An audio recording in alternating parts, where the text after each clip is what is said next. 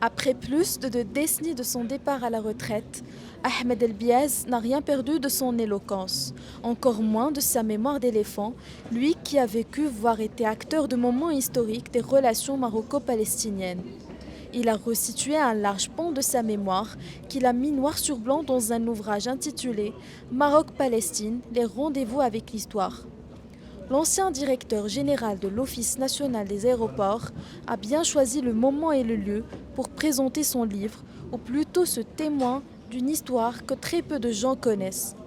C'était à l'OLM Suissi à Rabat, plus précisément au Salon international de l'édition et du livre, en présence d'une palette de personnalités de haut vol, à leur tête l'ambassadeur de la Palestine au Maroc, Jamel El-Choubeki.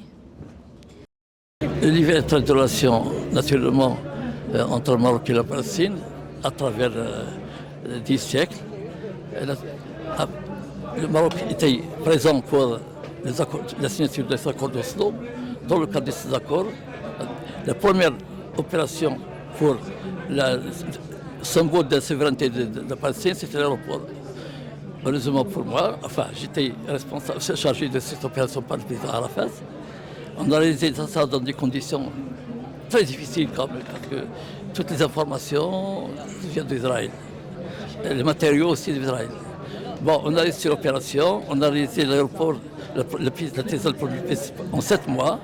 Et après, on a inauguré l'aéroport par le président, avec le président Clinton et Arafat.